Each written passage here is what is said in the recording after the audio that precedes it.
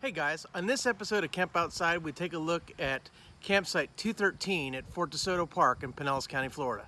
Check it out.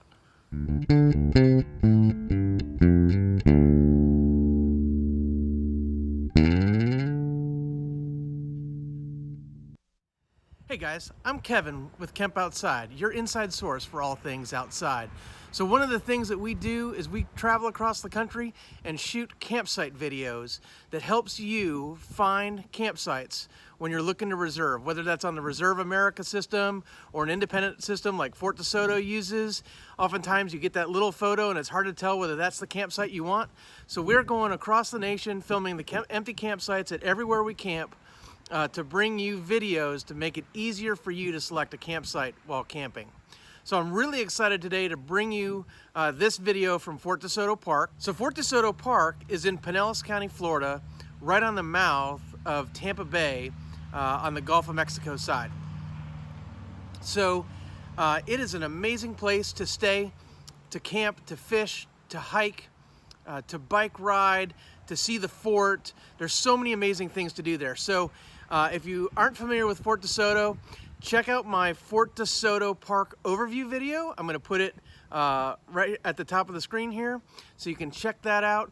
And then also, we've done a campground review video that we cover the amenities like the restrooms, the different types of sites, all the kinds of things that you're going to see in the campground, from playgrounds to there's a camper's day room, lots of different things. So check out that campground review video as well, and I'm going to put that right at the top of the screen.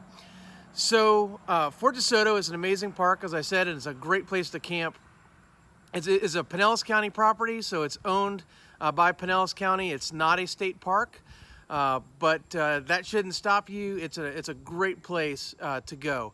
So today we're going to take a look at this campsite and show you the features, so stay tuned. Fort DeSoto is at the southern tip of Pinellas County, just southwest of St. Petersburg. It's on a barrier island at the mouth of Tampa Bay. The campground for Fort DeSoto is on the main entrance road just south of the boat ramp. The majority of the campground is on St. Christopher Key, and the entire campground has access to the water.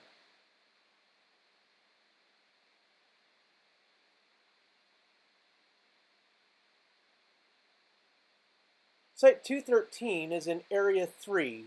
Area 3 is suitable for all camping units, both tents, RVs, and campers, but does not allow pets. The nearest restroom to Site 213 is restroom number 6. It also has laundry facilities at that restroom.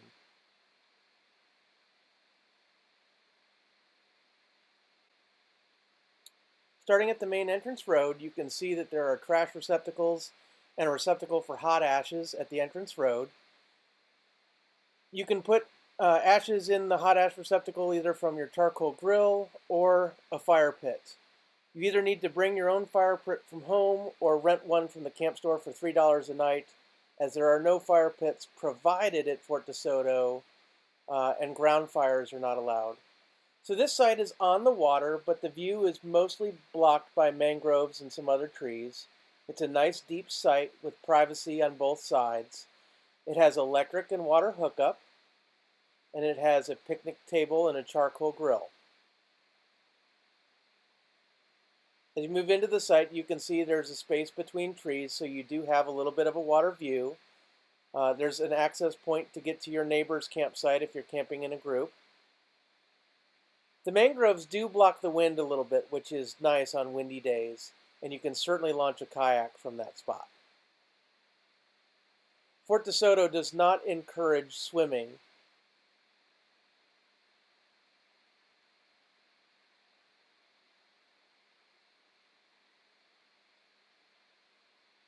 All in all, it's a beautiful site and a great place to camp. Plenty of room for a large RV. So one thing I want to mention is the wind. So guys, When you're camping on a barrier island, like at Fort DeSoto, it can be quite windy as the wind comes in off the Gulf, especially if you got a sea breeze or a storm rolling in. So if you're, especially if you're in a site that's on the water, you want to make sure that your tents are guyed out, that your awnings, if you're in a camper or something like that, are secure. Definitely don't leave things out during the day if you're going to be gone to the beach or going into town or whatever. Storms can come up quickly, so you want to make sure that you have secured your stuff and that it doesn't get damaged by wind. I've seen a lot of tents, a lot of screen houses, and a lot of RV awnings damaged by strong winds at Fort DeSoto. So another thing I want to mention, guys, about camping at Fort DeSoto is you need to be prepared for the bugs. Especially if it's the right time of year, you can be facing large amounts of mosquitoes, which are definitely no fun.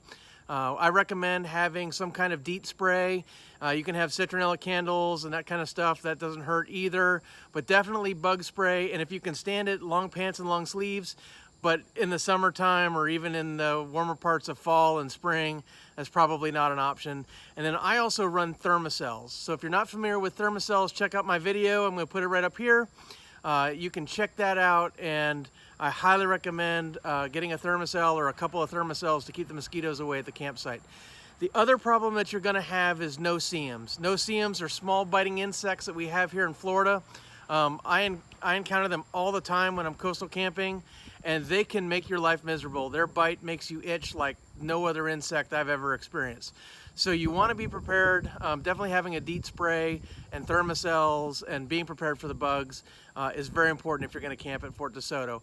Also, if you're not from this area and you don't know about fire ants, you want to read up on fire ants and make sure that you avoid fire ant piles because they can ruin your day as well. Other than that, Fort DeSoto is a great place to camp. So I hope that the video that you saw today makes you want to stay at Fort DeSoto. If it does, drop me a message in the comments. Let me know how your stay was and all of that. If you are planning a trip to Fort DeSoto and we haven't released a site video yet, we may have it in our archives, so let me know that as well. I do take requests in producing these videos.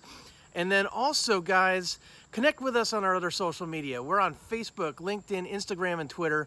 We would love to connect with you. We do some behind-the-scenes stuff on our Instagram. And then also, it's a great way to get connected when we release new videos. Guys, please subscribe to my channel. It makes a huge difference. I want to continue to be able to bring this kind of content to you guys. I've got at the making of this video, I think I've got 164 more Fort DeSoto sites to bring you.